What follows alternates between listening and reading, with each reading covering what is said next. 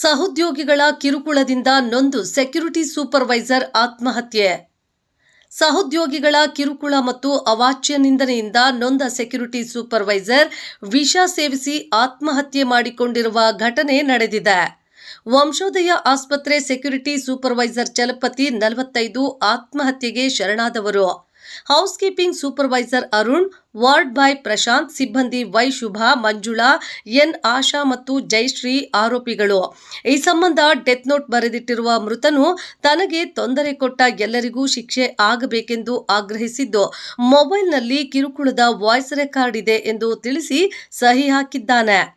ಕಳೆದ 29ರಂದು ಮಂಗಳವಾರ ಸಂಜೆ ಕೆಲಸ ಮುಗಿಸಿ ಮನೆಗೆ ಬಂದ ಚಲಪತಿ ಸಹೋದ್ಯೋಗಿಗಳಿಂದ ತನಗೆ ಆಗುತ್ತಿರುವ ಕಿರುಕುಳದ ಕುರಿತು ಕುಟುಂಬದವರಿಗೆ ಮಾಹಿತಿ ಕೊಟ್ಟಿದ್ದು, ಮನೆಯವರು ಸಮಾಧಾನ ಮಾಡಿದ್ದಾರೆ.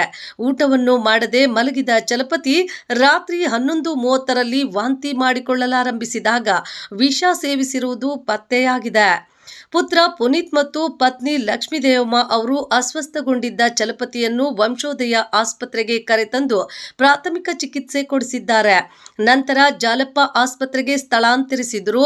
ಆಗಸ್ಟ್ 3ರಂದು ಬೆಳಿಗ್ಗೆ 11:30ರಲ್ಲಿ ಕೊನೆಯುಸಿರೆಳೆದಿದ್ದಾನೆ. ಈ ಸಂಬಂಧ ಮೃತನ ಪತ್ನಿ ನೀಡಿದ ದೂರಿನ ಅನ್ವಯ ಗ್ರಾಮಾಂತರ ಪೊಲೀಸ್ ಠಾಣೆಯಲ್ಲಿ ಪ್ರಕರಣ ದಾಖಲಾಗಿದ್ದು ತನಿಖೆ ಮುಂದುವರೆದಿದೆ. ಮೃತನ ಪುತ್ರಿ ಲೀಲಾವತಿ ಮತ್ತು ಸಹೋದರ ಯಲ್ಲಪ್ಪ ಅವರು ಆರೋಪಿಗಳನ್ನು ಬಂಧಿಸಿ ಕ್ರಮ ಕೈಗೊಳ್ಳಬೇಕೆಂದು ಆಗ್ರಹಿಸಿದ್ದಾರೆ.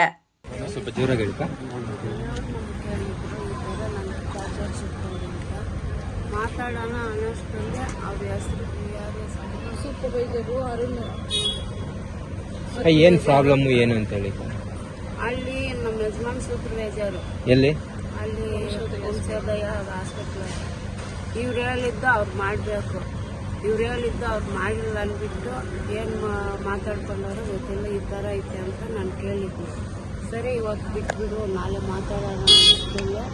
ಅವತ್ತು ನೈಟ್